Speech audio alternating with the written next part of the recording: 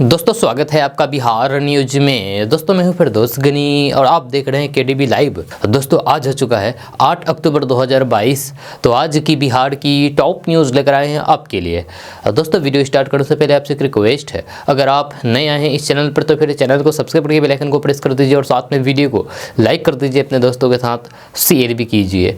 तो चलिए दोस्तों स्टार्ट करते हैं आज की पूरे बिहार की टॉप न्यूज़। दोस्तों बिहार न्यूज में आज सबसे पहले बात करते हैं कि बिहार में अब मानसून विदा होने वाला है। यहाँ शरद ऋतु आने वाली है, प्रकृति से इसके संकेत मिलने लगे हैं। किशनगंज, अररिया, पूर्णिया, कटिहार समेत बिहार के कई जिलों में काश के फूलों की सफेदी दिख रही है। भारतीय संस्कृति में काश में फूल आने को मानसून की विदाई का संकेत मानते हैं। रामचरितमानस में गोस्वामी तुलसीदास कहते हैं कि फूले काश सकल मई छाई, जनु वर्षा कृत प्रकट बुराई। मौसम विभाग की ओर से मिली जानकारी के अनुसार भी बिहार से मानसून की अगले एक सप्ताह में विदाई संभावित है। मौसमविद ये अनुमान लगा रहे हैं कि 12 से 13 अक्टूबर के बाद सुबह और शाम ग्रामीण इलाकों में शीतलहर महसूस होने लगेगी।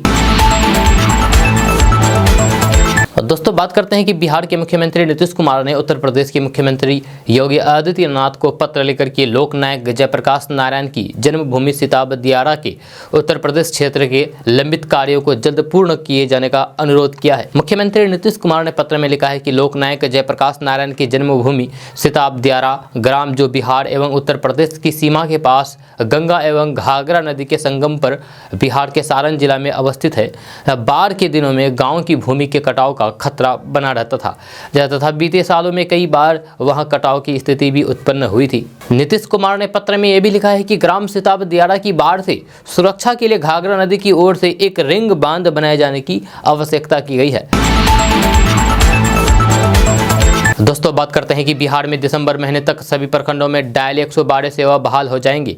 जब पहले चरण में पटना सहित बिहार के सभी जिला मुख्यालय में शुरू की गई इमरजेंसी डायल 112 की सेवा दिसंबर तक सभी प्रखंडों में उपलब्ध होगी। इमरजेंसी रिस्पांस सपोर्ट सिस्टम के तहत पुलिस, एम्बुलेंस एवं फायर ब्रिगेड समेत सभी इमरजेंसी सेवाओं के लिए शुरू की गई इस डायल 112 सेवा के दूसरे चरण के लिए गृह विभाग ने पुलिस मुख्यालय से प्रस्ताव मांगा है। पुलिस मुख्यालय विस्तार से पहले जिलावार मानव बल और संसाधनों की जरूरत का आकलन कर रहा है। एक अनुमान के मुताबिक डायल 112 की सेवा से पूरे बिहार में विस्तार के लिए करीब 30,000 मानव बल की आवश्यकता होगी। इसके अलावा 1,204 पहिया वाहन और 500 मोटरसाइकिल की भी आवश्यकता जताई गई है। इसके लिए फिलहाल 400 गाड़ियां उपलब्ध है, जिसमें प्रत्येक वाहन के साथ एक चालक के अलावा पुलिस पदाधिकारी और 2 जवान को तैनात किया गया है। अधिकारियों के मुताबिक जिला मुख्यालय में तैनात करीब 400 गाड़ियों के कामकाज की समीक्षा की जाएगी। इसमें देखा जाएगा कि जुलाई 2022 में लॉन्चिंग के बाद इस पर कितनी आपराधिक घटनाओं की शिकायतें दर्ज हुई है और इसमें इन वाहनों का रिस्पांस कैसा रहा। दोस्तों बात करते हैं कि एक बार फिर से बाढ़ का खतरा मंडराने लगा है। नेपाल में हो रही बारिश की वजह से गंडक नदी के जलस्तर में तेजी से वृद्धि हो रही है। बिहार के गोपालगंज के 6 प्रखंडों में 43 गांवों में बाढ़ आने की आशंका है। गंडक नदी में उफान से पश्चिमी चंपारण, सारण और गोपालगंज के निचले क्षेत्र में पानी फैलने का खतरा है। इस बीच गोपालगंज के डीएम डॉक्टर नवल किशोर चौधरी ने निचले इलाके में बसे लोगों के लिए अलर्ट जारी कर दिया है। जल संसाधन विभाग और सभी प्रखंडों के सीईओ को तटबंध पर निगरानी रखने का निर्देश दिया है। अक्टूबर महीने में बाढ़ आने की आशंका को लेकर के गोपालगंज के 43 गाँव के लोग चिंता में डूबे हुए हैं। नेपाल में हो रही बारिश को लेकर के जल संसाधन विभाग ने हाई अलर्ट जारी कर दिया है। इंजीनियरों को तटबंधों पर मुस्तैद रहने को कहा गया है। उधर नदी में तेजी से बढ़ रहे जलस्तर से निचले इलाके के 43 गांवों पर बाढ़ का खतरा मंडराने लगा है। दोस्तों बात करते हैं कि छठ पूजा में महज 20-21 दिन बचे हुए हैं। ऐसे में बिहार में साफ सफाई पर विशेष ध्यान दिया जा रहा है। इसको लेकर के डिप्टी सीएम तेजस्वी यादव भी लगातार एक्शन मोड में दिखाई दे रहे हैं। कल उन्होंने नगर विकास और आवास विभाग की समीक्षा बैठक की। इस दौरान तेजस्वी यादव ने कई अहम पहलुओं पर चर्चा की। तेजस्वी यादव ने छठ पूजा के साफ सफाई पर खास ध्यान रखने को कहा है। साथ ही उन्होंने कहा है कि पटना की सड़कों को मॉडल सड़क के रूप में विकसित किया जाएगा। तेजस्वी यादव ने बैठक की कुछ तस्वीरें भी शेयर की है। तेजस्वी यादव ने अपने ट्विटर हैंडल के माध्यम से कहा कि आज नगर विकास एवं आवास विभाग की समीक्षात्मक बैठक में छठ पूजा के महापर्व के दौरान शहरों में साफ सफाई एवं सौंदर्यीकरण पर विशेष ध्यान देने का निर्देश दिया गया है। दोस्तों बात करते हैं कि हाईकोर्ट के फैसले के बाद बिहार में होने वाले नगर निगम और नगर निकाय के चुनाव को तत्काल स्थगित कर दिया गया है। हालांकि फिलहाल चुनाव की कोई नई तिथि की घोषणा नहीं होने के कारण दरभंगा नगर निगम के चुनाव में अपनी किस्मत आजमाने वाले उम्मीदवार बेहद गुस्से में हैं। जब मेयर उम्मीदवार समेत कई वार्ड पार्षद के उम्मीदवार आज दरभंगा नगर निगम पहुंच करके धरना प्रदर्शन करके अपना विरोध जताया है। दोस्तों बात करते हैं कि बिहार में लगातार हो रही बारिश से त्योहारों पर असर दिखाई दे रहा है। बीते दिनों दुर्गा पूजा और दशहरे पर रौनक फीकी पड़ गई थी। मानसून के जाने के बाद भी लगातार बारिश से मौसम में बदलाव दिखाई दे रहा है। मानसून का असर अभी भी पूरे बिहार में देखने को मिल रहा है। अक्टूबर और नवंबर के महीने में बारिश के बाद मौसम में नमी बरकरार रहती है। इसके बाद हल्की ठंड का एहसास होने लगता है। बिहार में फिलहाल पूर्वी और पश्चिमी चंपारण में हवाएं चल रही है। साथ ही साथ बिहार में बारिश लगातार हो रही है। आपको बता दूं कि मौसम विभाग ने अगले 24 घंटे में बिहार के 5 जिलों में बारिश और वज्रपात को लेकर के अलर्ट जारी किया है। मौसम विभाग के अनुसार 10 अक्टूबर तक बारिश होने की संभावना बनी रहेगी। इससे बिहार के 5 जिलों में भारी बारिश और वज्रपात को लेकर के अलर्ट जारी किया गया है, जिसमें खगड़िया, मुंगेर, भागलपुर, जमुई और बांका शामिल है। आपको बता दूं कि अभी तक पोस्ट मानसून में 14 मिलीमीटर बारिश दर्ज की गई है। बताया जा रहा है कि बंगाल की खाड़ी की ऊपरी हिस्से में मध्य पश्चिमी क्षेत्र और फिर उत्तरी क्षेत्र में 2 साइक्लिंग सर्किल का असर दिखाई देगा। दोनों साइक्लिंग सर्किल के आसपास में मिलने की वजह से बिहार के कुछ हिस्सों में बारिश हो सकती है। सर्किल के प्रभाव से बिहार भर में पिछले 3 दिनों तक मानसून सक्रिय है। इस दौरान अगले 24 घंटे तक बारिश होने के आसार हैं। दोस्तों बात करते हैं कि अयोध्या गोरखपुर हाईवे किनारे भरतकुंड के पास उत्तर प्रदेश के मुख्यमंत्री योगी आदित्यनाथ के मंदिर एक बार फिर से पूजा अर्चना शुरू हो गई है। आपको बता दूं कि बिहार के अररिया से अयोध्या पहुंचे लगभग आधा दर्जन से अधिक मुस्लिम समाज के लोगों ने मंदिर पहुंच करके सीएम योगी की पूजा अर्चना की और उनकी आरती भी उतारी। जी हां, मुख्यमंत्री योगी आदित्यनाथ के इस मंदिर में काफी समय से जमीन के विवाद के चलते पूजा अर्चना बंद थी। मुख्यमंत्री योगी के मंदिर में बिहार राज्य के अररिया जिले से लगभग आधा दर्जन से अधिक मुस्लिम समाज के लोग पहुंचे थे। उन्होंने पूरे विधि विधान से मुख्यमंत्री योगी आदित्यनाथ की पूजा अर्चना की। अयोध्या घूमने पहुंचे मुस्लिम समाज के लोगों का नेतृत्व कर रहे साजिद इकबाल ने बताया है कि जब उन्हें मालूम पड़ा है कि भरतकुंड के पास उत्तर प्रदेश के मुख्यमंत्री योगी आदित्यनाथ का मंदिर बना है, तो फिर वे खुद को मंदिर जाने से नहीं रोक सके। जी हाँ, वे मंदिर में दर्शन पूजन करने के लिए पहुंचे। दोस्तों बात करते हैं कि बिहार के सरकारी अस्पतालों में सरकार ने बायोमेट्रिक से अटेंडेंस अनिवार्य कर दिया है। जब तो पूरे बिहार के डॉक्टर हड़ताल पर चले गए हैं, लेकिन बिहार सरकार के तेवर को देखने के बाद ऐसा लगता है कि वे अपने फैसले को वापस लेने की मूड में नहीं है, बल्कि उन सभी डॉक्टरों की कुंडली निकालने जा रही है जो पिछले 6 माह से भी अधिक समय से लापता हैं। स्वास्थ्य मंत्री तेजस्वी यादव ने कहा है कि अस्पतालों में लंबे समय से अनुपस्थिति डॉक्टर पर सरकार कड़ी कार्रवाई करेगी। तेजस्वी यादव ने कहा है कि कोई डॉक्टर 12 साल से अनुपस्थित हैं, कोई 5 साल से तो कोई 2 साल से अनुपस्थित हैं। उन्होंने कहा है कि जो डॉक्टर 6 माह से अनुपस्थित हैं उन पर हम कार्रवाई करने जा रहे हैं। बताया जा रहा है कि ऐसे 705 डॉक्टर हैं जो 6 महीने से ज़्यादा समय से अनुपस्थित हैं। राष्ट्रीय जनता दल ने अपने ऑफिशियल फेसबुक पेज पर कहा है कि 5 साल 10 साल से अनुपस्थित डॉक्टर्स कितने गरीबों को स्वास्थ्य लाभ दे सकते थे या कितनों की जान बचा सकते थे। दोस्तों बात करते हैं कि बिहार के वाल्मीकि टाइगर रिजर्व यानी कि VTR के आदमखोर बाघ ने फिर से शुक्रवार सुबह हमला करके एक और शख्स की जान ले ली है। जी हाँ, घटना पश्चिमी चंपारण जिले में रामनगर की गोदवरना की है। स्थानीय लोगों में आक्रोश फूट पड़ा है। VTR में बाघ के हमले से बीते 2.5 महीने में ये 8वीं मौत है, जबकि अब तक कुल 8 लोगों की जान जा चुकी है।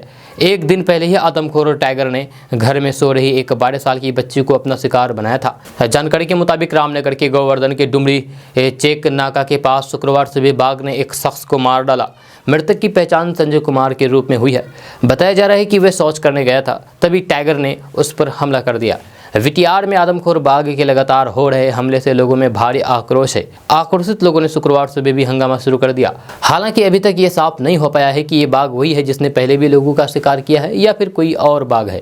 VTR से सटे रिहायशी इलाकों में बीते कई दिनों से खौफ का माहौल है। आदमखोर बाघ का रेस्क्यू बीते 26 दिनों से चल रहा है। रेस्क्यू टीम में पहले 75 लोगों को लाया गया था, लेकिन जैसे जैसे बाघ चकमा देने लगा टीम में लोगों की संख्या बढ़ती गई। इस समय 400 लोगों को बाघ को पकड़ने के काम में लगाया गया है, जहाँ इसमें लगभग 250 वन कर्मी और स्थानीय शामिल है। जहाँ इसके अलावा देश के कई हिस्सों से एक्सपर्ट और शूटर बुलाए गए हैं, लेकिन अब तक सफलता हाथ नहीं लगी है। टाइगर लगातार रेस्क्यू टीम को चकमा दे रहे हैं।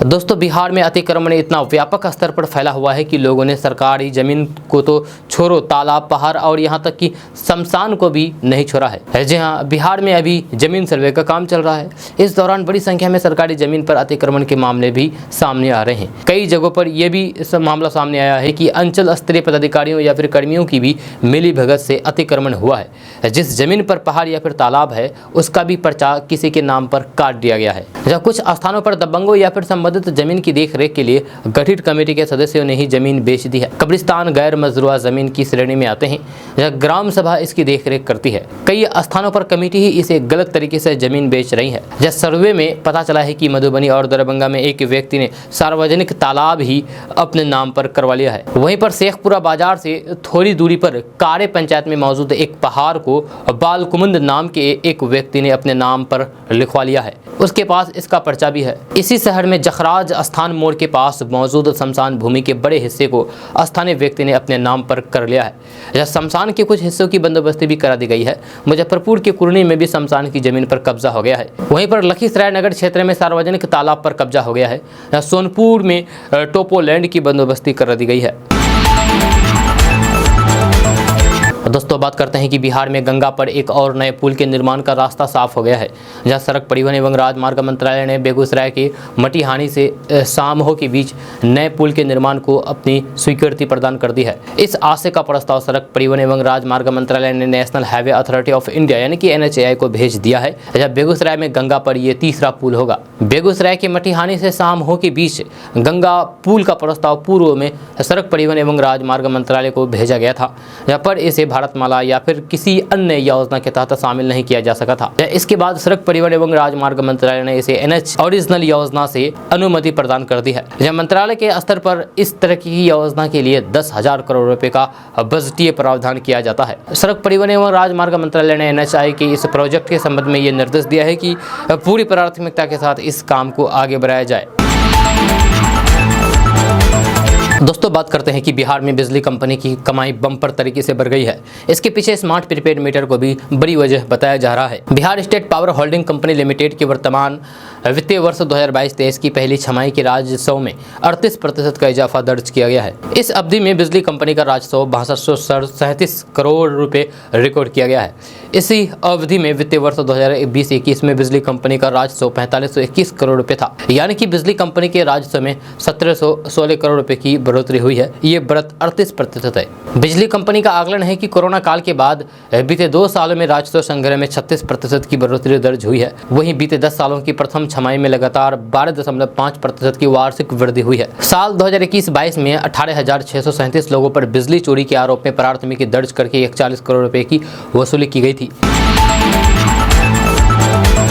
दोस्तों, बात करते हैं कि बिहार में होने वाले नगर निकाय चुनाव में 20% सीट अति पिछड़ों के लिए बिहार सरकार ने आरक्षित किया था, जिस पर आपत्ति जताते हुए पटना हाईकोर्ट ने यह कहा था कि बिहार सरकार ने संवैधानिक प्रक्रिया का अनुपालन नहीं किया है। इसके विरुद्ध फैसला देते हुए पटना हाईकोर्ट ने इस व्यवस्था पर रोक लगा दी है। पटना हाईकोर्ट ने यह भी कहा है कि बिहार सरकार ने सर्वोच्च न्यायालय के आदेश का अनुपालन नहीं किया है। ऐसी परिस्थिति में अति पिछड़ा वर्ग को जो भी राजनीतिक भागीदारी निकाय चुनाव में मिलती थी, जहां उससे उन्हें वंचित कर दिया गया। ऐसे में अति पिछड़ा वर्ग को कठोर संघर्ष करके चुनाव में जीत करके जाना होगा। उच्च न्यायालय के इस फैसले से अति पिछड़ा समाज का राजनीति में थोड़ी पहुंच बनी थी, वो भी समाप्त कर दिया गया है। दोस्तों, बात करते हैं कि दशहरा का त्यौहार खत्म होने के बाद बिहार में अलग अलग घटनाओं में डूबने की वजह से, यानी कि नदी में डूबने की वजह से लगभग 1 दर्जन लोगों की जान चली गई है। बिहार के अंदर मूर्ति विसर्जन और इस दौरान नदियों में नहाने को लेकर के इन लोगों की जान गई है। जब पटना और बेगूसराय में सबसे अधिक 3 लोगों की जान गई है। इसके अलावा भोजपुर में 2, गोपालगंज और सुपौल जिले में एक व्यक्ति की डूबने से जान चली गई है। जी हाँ, मूर्ति विसर्जन के दौरान कई जगहों से हादसे की खबर सामने आ रही है। पटना के सबलपुर में 3 लोग गंगा नदी में डूब गए, जबकि बाकियों को स्थानीय लोगों की मदद से उसी तरीके से बचाया जा सका है। पटना के सबलपुर में 3 लोग गंगा नदी में डूब गए, जबकि बाकियों को स्थानीय लोगों की मदद से किसी तरीके से बचाया जा सका है। भोजपुर के उद्वंत नगर थाना इलाके के असली गांव में भी विसर्जन के दौरान 2 युवक डूब गए। इसकी पहचान 14 साल के रोहित और 18 साल के प्रेम के तौर पर की गई है।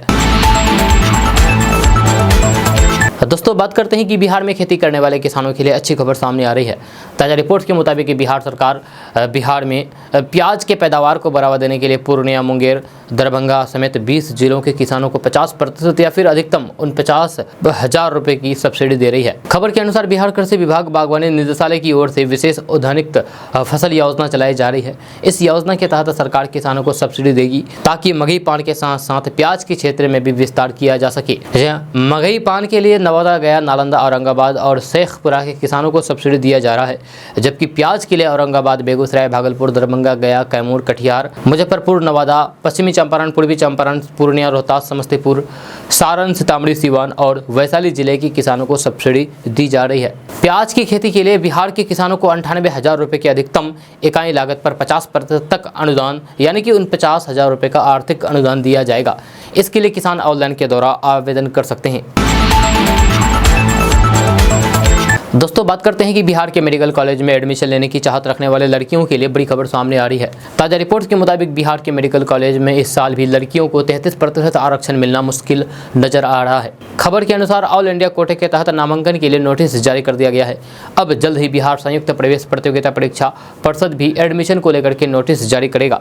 जी हाँ, लेकिन अभी BCCIB को आरक्षण संबंधित कोई भी आदेश नहीं मिला है। आपको बता दूं कि बिहार सरकार ने 2 साल पहले ही मेडिकल कॉलेजों में लड़कियों को 33% आरक्षण देने का फैसला किया था, लेकिन अभी तक लड़कियों को इसका लाभ नहीं मिल पाया है। आरक्षण के लिए लड़कियां अभी भी इंतजार कर रही है। बिहार संयुक्त प्रवेश प्रतियोगिता परीक्षा परिषद OSD अनिल कुमार सिन्हा ने कहा है कि मेडिकल कॉलेजों में लड़कियों की 33% सीटों पर आरक्षण से संबंधित सरकार से कोई पत्र प्राप्त नहीं हुआ है।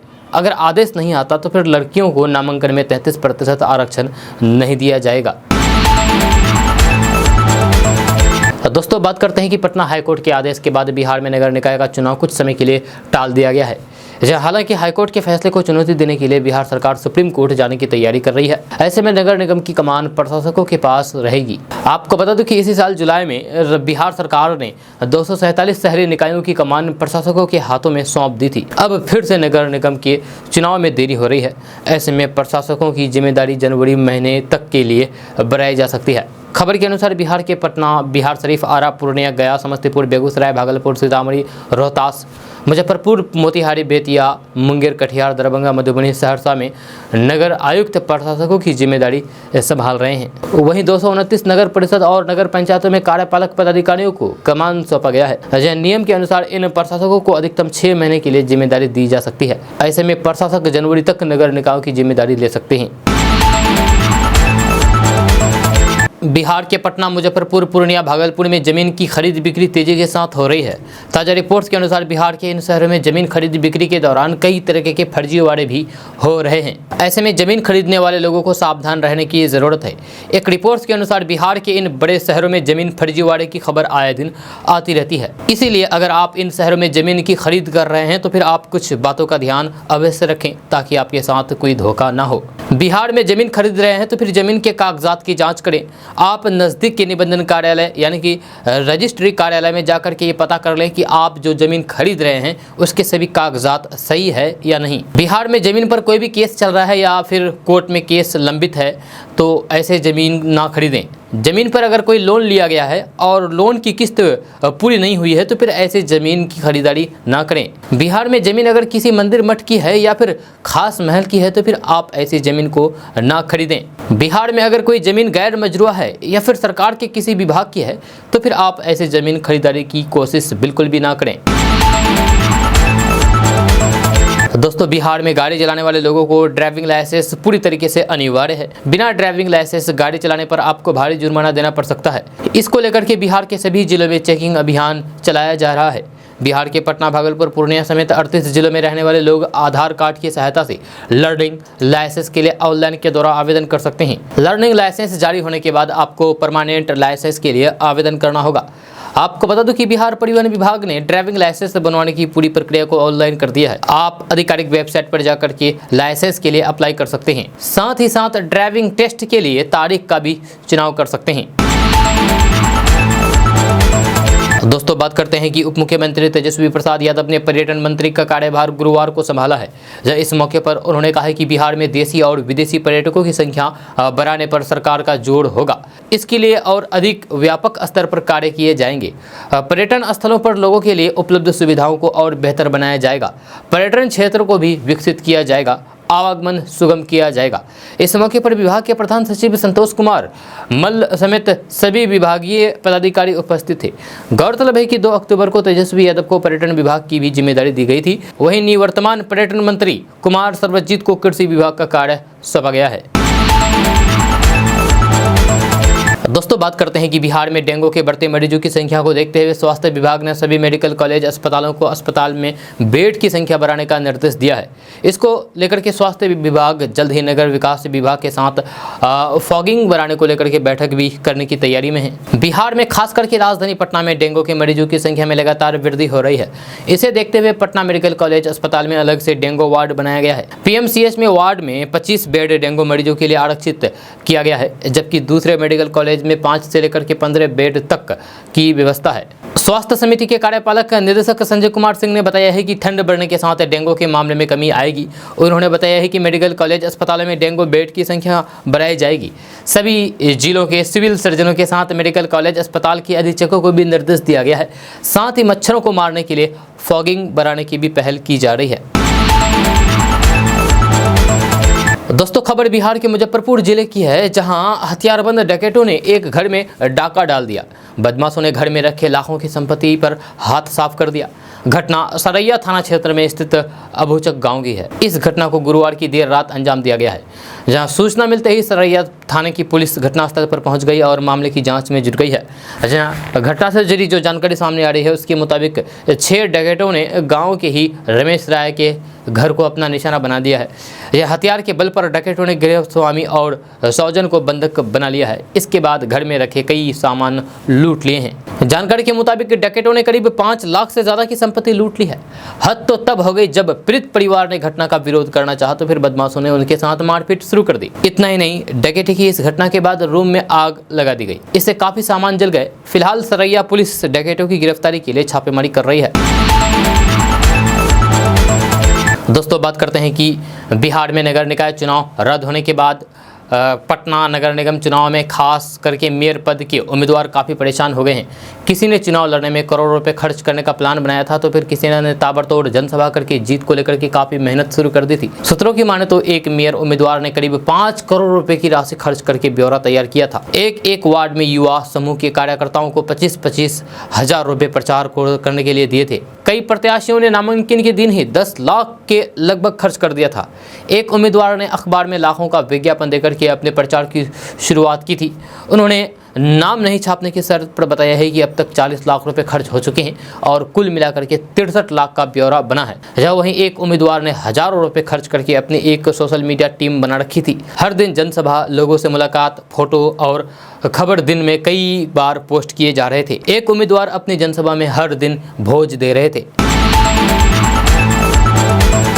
दोस्तों बात करते हैं कि बिहार के पूर्व उप मुख्यमंत्री और भारतीय जनता पार्टी यानी कि भाजपा के राज्यसभा सदस्य सुशील कुमार मोदी ने नगर निकाय चुनाव में पिछड़ी जातियों को मिल रहे आरक्षण पर रोक के लिए राज्य की नीतीश सरकार को जिम्मेदार ठहराते हुए उसे महाधिवक्ता और राज्य निर्वाचन आयोग को पत्र सार्वजनिक करने की चुनौती दी है। सुशील कुमार मोदी ने बयान जारी करते कहा है कि निकाय चुनावों पर पटना उच्च न्यायालय के आदेश से लगी रोक के बाद मुख्यमंत्री नीतीश कुमार अपनी गलतियां छिपाने के लिए सुप्रीम कोर्ट जाकर के समय बर्बाद न करें। उन्हें इस मुद्दे पर एजी और राज्य निर्वाचन आयोग के पत्र सार्वजनिक करनी चाहिए। भाजपा नेता सुशील कुमार मोदी ने कहा है कि सुप्रीम कोर्ट के आदेश की अवहेलना करके निकाय चुनाव कराने की नीतीश कुमार की जिद के कारण चुनाव पर रोक लगी है और अति पिछड़ों का 2 साल बर्बाद हुआ है। इतना ही नहीं, उम्मीदवारों के करोड़ों रुपए डूब गए हैं। उन्होंने कहा है कि क्या सरकार इस नुकसान की भरपाई करेगी। दोस्तों बात करते हैं कि त्योहारी सीजन में ट्रेनों में नो रूम चल रहा है। जंक्शन से गुजरने वाली सभी 182 दीपावली और छठ पूजा की वजह से भरी हुई चल रही है। जिन ट्रेनों में कुछ सीटें बची हुई है उनमें लंबी वेटिंग लिस्ट है। ऐसे में उत्तर रेलवे ने कई त्यौहार स्पेशल ट्रेन का संचालन किया है। जहाँ इसमें से कुछ ट्रेनें ऐसी है जिनका इसी माह संचालन शुरू हो रहा है। जहां ये ट्रेनें यात्रियों के लिए एक विकल्प बन सकती है। रेलवे अधिकारियों के मुताबिक जंक्शन से रोजाना 20 से 30 हजार यात्रियों का आवागमन होता है, जो त्यौहार पर 70 से 80 हजार तक पहुंच जाता है। त्यौहार पर यात्रियों की भीड़ होने की वजह से दैनिक और साप्ताहिक ट्रेनों में अब आरक्षण नहीं मिल रहा है। 18 से 26 अक्टूबर तक बिहार की ओर जाने वाली ट्रेनों में जगह नहीं है। ऐसे में लोग वेटिंग टिकट लेने से कतर रहे हैं। दोस्तों, बात करते हैं कि बिहार में डेंगू की महामारी ने हालात भयावह बना दिया है। राजधानी पटना समेत पूरे बिहार में डेंगू को लेकर के अलर्ट जारी कर दिया जा चुका है। हालात ऐसे हैं कि कोरोना से ज्यादा बड़ी महामारी के तौर पर इस वक्त डेंगू को देखा जा रहा है। जब गुरुवार तक अकेले पटना में सरकारी आंकड़ों के मुताबिक 1631 डेंगू मरीज की पहचान की गई थी, जबकि पूरे बिहार में यह आंकड़ा 2700 के करीब है। पटना के अलावा नालंदा में सरकारी आंकड़ों के मुताबिक 205, वैशाली में 48, गया में 34, पूर्वी चंपारण में 32 डेंगू मरीज की पहचान की गई है। एक तरफ डेंगू की वजह से लोग परेशान हैं, लगातार अस्पतालों में मरीज की संख्या बढ़ती जा रही है, तो फिर वहीं दूसरी तरफ सरकार अब तक जागरूकता के सहारे ही बैठी हुई है। नगर विकास एवं आवास विभाग समेत अन्य विभागों को जो कदम उठाए जाने चाहिए वे अब तक जमीन पर होता नहीं दिख रहा है। पटना में फॉगिंग का काम भी नहीं चल रहा है। डेंगू पर नियंत्रण के लिए जिस स्तर पर सरकारी प्रयास की आवश्यकता है वह नजर नहीं आ रहा है। जब सरकार नगर निगम चुनाव स्थगित होने और फिर दशहरा पूजा की प्रशासनिक गतिविधियों से अब तक बाहर नहीं निकल पाई है, और यही वजह है कि पटना में डेंगू भयावह रूप अख्तियार करता जा रहा है। दोस्तों, बात करते हैं कि बिहार में उपचुनाव का बिगुल बज चुका है। मोकामा और गोपालगंज सीट पर 3 नवंबर को मतदान होना है। जहां बिहार में सियासी समीकरण बदलने के बाद अब जदयू, कांग्रेस और आरजेडी एक साथ कमर कसकर के महागठबंधन उम्मीदवार के लिए मैदान में उतरेगी। वहीं भाजपा इस चुनाव में अलग होकर के प्रत्याशी पर दांव खेलेगी। इस बीच अब चिराग पासवान ने अपनी पार्टी लोजपा रामविलास से उम्मीदवार उतारने की तैयारी शुरू कर दी है। लोक जनशक्ति पार्टी रामविलास से बिहार उपचुनाव 2022 में मोकामा और गोपालगंज दोनों सीटों पर उम्मीदवार उतारने की तैयारी कर रही है। जब गुरुवार को पूर्व विधान पार्षद हुलास पांडे की अध्यक्षता में संसदीय बोर्ड की बैठक हुई, जिसमें तमाम संभावित उम्मीदवारों के नाम पर विस्तार से चर्चा हुई और सर्वसम्मति से निर्णय लिया गया।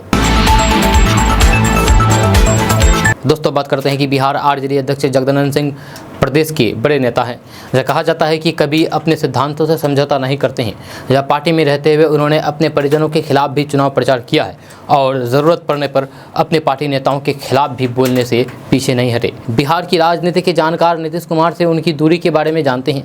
यह कहा तो जाता है कि आरजेडी जदयू की सरकार के विरोध में थे। इस बीच अब खबर सामने आ रही है कि वे आरजेडी की अंदरूनी राजनीति से भी वे आहत हैं। यह चर्चा तो ये है कि वे जल्द ही लालू यादव से मिलकर के इस्तीफा दे सकते हैं, मगर सवाल यह है कि वे ऐसा क्यों करने जा रहे हैं। दरअसल इसके पीछे की बात जो सामने आ रही है वो ये है कि उनके पुत्र सुधाकर सिंह को नीतीश मंत्रिमंडल से हटाए जाने से वे बेहद आहत हैं। उसके बाद उनका एक बयान काफ़ी सुर्खियों में रहा था, जिसमें उन्होंने ये कहा है कि प्रश्न उठाने से नहीं होता बल्कि बलिदान भी देना होता है।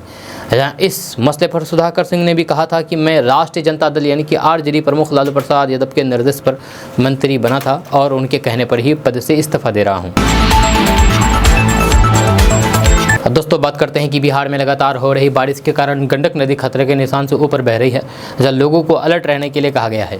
गंडक नदी का जलस्तर बढ़कर के 4,45,000 क्यूसेक पहुंच गया है, जो निचले इलाके के लिए आफत बन गई है। वहीं लगातार हो रही बारिश के कारण पहाड़ी नदियां भी अपने ऊपर उफान पर है। वहीं अब इंडो नेपाल बॉर्डर के झंझुआ टोला एसएसबी कैंप में भी बाढ़ का पानी घुस चुका है। लगभग आधा दर्जन जिलों में बाढ़ की स्थिति बनी हुई है। गंडक नदी के जलस्तर की वृद्धि के बाद पश्चिमी चंपारण, पूर्वी चंपारण, गोपालगंज, छपरा सहित उत्तर प्रदेश के कुशीनगर जिलों में लोगों पर आफत बन जाएगा। नेपाल के पानी से बिहार में तबाही मच जाएगी। नेपाल के तराई इलाके में लगातार बारिश के बाद गंडक नदी के जलस्तर में भारी वृद्धि हो रही है। गंडक नदी के साथ साथ वाल्मीकि टाइगर रिजर्व के कई हिस्सों में पानी भरने लगा है। बगहा मुख्य मार्ग पर हरदिया चादी के पास 2 फीट पानी बहने लगा है, जहां रामनगर प्रखंड के जोगिया पंचायत के शेरवा गांव में मसान नदी के बांध टूटने से ग्रामीणों में आफत मची हुई है। अब तक लगभग 15 घरों में पानी घुस चुका है। दोस्तों किशनगंज जिला में बहादुरगंज थाना क्षेत्र के अलताबड़ी गांव के मोहम्मद शकील एवं मिनहाज आलम की मौत के बाद से किशनगंज जिला सहित पूरे सीमांचल में गम और गुस्से की लहर पाई जा रही है और मरहूमीन के घर वालों ने इसे जमीनी विवाद में हत्या बताया है, जबकि पुलिस पोस्टमार्टम रिपोर्ट आने का इंतजार कर रही है और बताया जा रहा है कि ये रिपोर्ट 10 अक्टूबर तक आ जाएगी। इधर गांव और जिला के लोग जल्द कार्रवाई करके दोषियों को सजा देने की मांग कर रहे हैं। मरहूम मिनहाज एवं शकील के घर जाकर के पीड़ित परिवार को जिला के गणमान्य लघु विधायक एवं मंत्रियों ने सांत्वना दिया है। इसी क्रम में गुरुवार को बिहार सरकार के आपदा प्रबंधन मंत्री शाहनवाज आलम ने बहादुरगंज के अलताबड़ी गाँव का दौरा किया, जहाँ उन्होंने मरहूम शकील और मिनहाज के परिवार से मिलकर के हिम्मत और हौसला बढ़ाया एवं उन्हें न्याय का भरोसा दिलाया। इस मामले को लेकर के मंत्री शाहनवाज आलम ने पुलिस के आला अधिकारियों से बात की है और आवश्यक कार्रवाई के निर्देश दिए हैं। इसके अलावा प्रदर्शनकारियों पर मामला दर्ज होने पर उन्होंने नाराजगी का भी इजहार किया है। साथ ही उन्होंने बहादुरगंज थानेदार पर लापरवाही की बात कही है और शिकायत मिलने पर उनके खिलाफ भी कार्रवाई करने की मांग की है। जी हाँ, इस सिलसिले में मंत्री शाहनवाज आलम ने कहा है कि हमने आईजी एवं एसपी से बात की है, जहां एसपी ने बताया है कि 10 अक्टूबर तक पोस्टमार्टम रिपोर्ट आएगी, जिससे चीज़ें क्लियर होगी और जो भी दोषी है उसके विरुद्ध कार्रवाई की जाएगी। दोस्तों कहते हैं कि प्यार कब किससे और कहां हो जाए कुछ कहा नहीं जा सकता है। मोबाइल पर सोशल मीडिया के जरिए कब किससे परिचय हो जाए ये भी बताया नहीं जा सकता है। जहाँ बिहार के शेखपुरा जिला में एक लड़का और लड़की की दोस्ती फेसबुक पर 7 साल पहले हुई थी, लेकिन ये दोस्ती कब प्यार में बदल गई दोनों को भी पता नहीं चला। जहाँ प्यार का परवान ऐसा चला कि दोनों शेखपुरा कोर्ट परिसर में स्थित मंदिर में शादी करने के लिए पहुँच गए और जहाँ दोनों ने शादी की। जब मामला बिहार के शेखपुरा जिला के सदर थाना क्षेत्र के अंतर्गत बुधौली महादेव का है, जहां के रहने वाले सरयू दास के बेटे अरुण कुमार को 7 साल पहले चारे गांव निवासी बसंत दास की बेटी निशा से प्यार हो गया, जिसके बाद दोनों के बीच लगातार SMS और वीडियो कॉलिंग के जरिए बातचीत होने लगी। दोनों के परिवार वाले इस शादी के लिए जब तैयार नहीं हुए तो फिर दोनों शेखपुरा जिला कोर्ट पहुंचे और जहां दोनों ने शादी रचा ली। दोस्तों एक आशिक के साथ कमरे में पत्नी इश्क लड़ा रही थी। इतने में परदेश से कमा करके उसका पति घर पहुंचा और सब कुछ देख करके हैरान रह गया। मामला बिहार के गोपालगंज जिला के हथुआ थाना क्षेत्र के एक गांव का है। पति ने दोनों को आपत्तिजनक स्थिति में देखा और शोर मचाने लगा। आसपास के लोगों के सहयोग से आशिक को लोगों ने पकड़ लिया। यह सूचना के बाद हथुआ थाने की पुलिस भी पहुंची। दोनों को हिरासत में लेकर के पुलिस थाने आई, जहां बाद में पीड़ित के आवेदन पर पुलिस ने प्राथमिकी दर्ज करके आरोपी को न्यायिक हिरासत में भेज दिया है। ये पूरा मामला बीते बुधवार का बताया जा रहा है। इधर पति ने पत्नी को भी रखने से इनकार कर दिया है। जी हाँ, ग्रामीणों और फिर पुलिस की पहल पर महिला फिलहाल अपने ससुराल में ही है। बताया गया है कि महिला का पति दिल्ली में नौकरी करता था, जहाँ उसकी पत्नी का पड़ोसी गाँव के एक शख्स से संबंध था। जहाँ पति के बाहर रहने का फायदा उठा करके वे अपने सास को रोज नशा की दवा दे देती थी और आशिक के साथ रोज इश्क लड़ाती थी। जब बुधवार की शाम उसका पति दिल्ली से अचानक किसी को बताए बिना घर पहुंच गया। यह घर पर पत्नी अपने आशिक के साथ थी। बताया गया है कि इसी साल जनवरी में दोनों की शादी हुई थी। यह शादी के बाद से उसका पति दिल्ली और अन्य शहरों में जाकर के परिवार के लिए मेहनत मजदूरी करने लगा। इधर आशिक के साथ पत्नी के पकड़े जाने पर ग्रामीणों ने पंचायत करके मामले को रफा दफा करने की कोशिश की है, लेकिन उसके पति ने पंचायत को मानने से इनकार कर दिया। इसके बाद उसने हथुआ थाने में प्राथमिकी दर्ज कराई है। दोस्तों बात करते हैं कि नगर निकाय चुनाव पर रोक लगाए जाने के बाद अब जेडीयू ने बीजेपी के खिलाफ मोर्चा खोल दिया है। अति पिछड़ा आरक्षण को लेकर के जेडीयू 13 अक्टूबर को बीजेपी के खिलाफ पोल खोल अभियान की तैयारी कर रही है।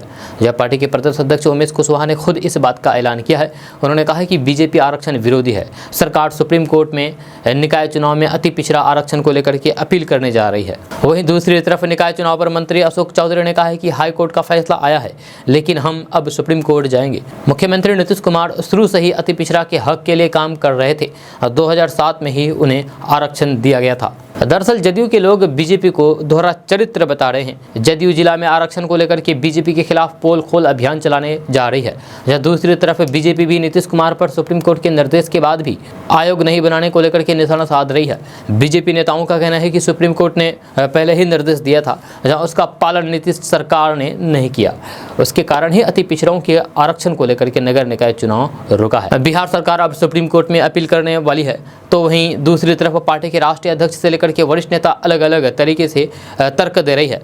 ऐसे में देखने वाली बात होगी कि सुप्रीम कोर्ट में जब बिहार सरकार अपील करती है तो फिर क्या कुछ फैसला होता है, क्योंकि बीजेपी लगातार कह रही है कि सुप्रीम कोर्ट ने पहले ही निर्देश दे रखा है, इसीलिए सुप्रीम कोर्ट जाने का कोई लाभ नहीं मिलेगा। दोस्तों बात करते हैं कि कांग्रेस की भारत जोड़ो यात्रा इन दिनों कर्नाटक में है। राहुल गांधी भारत जोड़ो यात्रा शुरू करने के बाद से ही और ज़्यादा एक्टिव हो गए हैं, साथ ही वह तमाम मुद्दे उठाते नजर आ रहे हैं। राहुल गांधी ने आज एक ट्वीट करते हुए बताया है कि कल वह एक महिला से मिले जिनके किसान पति ने 50,000 रुपये कर्ज होने के कारण आत्महत्या कर ली। राहुल गांधी ने एक बार फिर से दो भारत का जिक्र करते हुए कहा है कि एक भारत जहां पूंजीपति मित्रों को 6% ब्याज पर कर्ज और करोड़ों की कर्ज माफ़ी है, तो वहीं दूसरा भारत जिसमें अन्नदाताओं को 24% ब्याज पर कर्ज और कष्टों से भरी जिंदगी है। उन्होंने कहा है कि देश में ये दो भारत स्वीकार नहीं किए जाएंगे। दरअसल राहुल गांधी कांग्रेस की भारत जोड़ो यात्रा के दौरान तमाम लोगों से मुलाकात कर रहे हैं, इनमें ज़्यादातर गरीब और बेरोजगार लोग शामिल हैं। इस दौरान उनकी कई ऐसी तस्वीरें भी सामने आई है जिन्हें देख करके लोग भावुक हो गए हैं। लोग उन्हें मिल करके अपनी तमाम परेशानियां बता रहे हैं। कांग्रेस की भारत जोड़ो यात्रा 7 सितंबर को केरल से शुरू हुई थी, जहाँ 30 सितंबर को यात्रा कर्नाटक पहुंची। 21 अक्टूबर तक यात्रा यहां जारी रहेगी। जहाँ बीते दिन इस यात्रा में कांग्रेस की अंतरिम अध्यक्ष सोनिया गांधी भी शामिल हुई। इस दौरान उन्होंने बेटे राहुल गांधी और फिर कार्यकर्ताओं के साथ पैदल यात्रा की। दोस्तों बात करते हैं कि अग्निपथ योजना के तहत भारतीय सेना में अग्निवीर बनने के लिए अप्लाई करने वाले बिहार के युवाओं के लिए महत्वपूर्ण सूचना है। अग्निपथ भर्ती योजना के तहत भारतीय सेना में बिहार के पुरुष और महिला उम्मीदवारों को अग्निवीर बनने का शानदार मौका है, क्योंकि भारतीय सेना भर्ती केंद्र दानापुर यानी कि पटना के दानापुर में अग्निवीर भर्ती रैली शुरू हो गई है। जहां सेना की ओर से अग्निवीर भर्ती के तहत रैली का आयोजन 7 अक्टूबर 2022 से ही शुरू हो गया है, जो 26 अक्टूबर 2022 तक चलेगी। बिहार में अग्निवीर भर्ती रैली कुल 20 दिनों तक होगी। आपको बता दूं कि भर्ती रैली में शामिल होने के लिए आधिकारिक वेबसाइट joinindianarmy.nic.in पर जाकर के आप आवेदन कर सकते हैं। भर्ती रैली का आयोजन सेना के दानापुर केंद्र में किया जा रहा है। तो दोस्तों आज का न्यूज़ बस यहाँ तक। कैसा लगा नीचे कमेंट बॉक्स में कमेंट करके ज़रूर बताइए। अगर आप नए आए हैं इस चैनल पर तो फिर चैनल को सब्सक्राइब करके बेल आइकन को प्रेस कर दीजिए और साथ में वीडियो को लाइक कर दीजिए, अपने दोस्तों के साथ शेयर भी कीजिए। तो मिलते हैं फिर नेक्स्ट वीडियो के साथ, तब तक के लिए जय हिंद जय बिहार।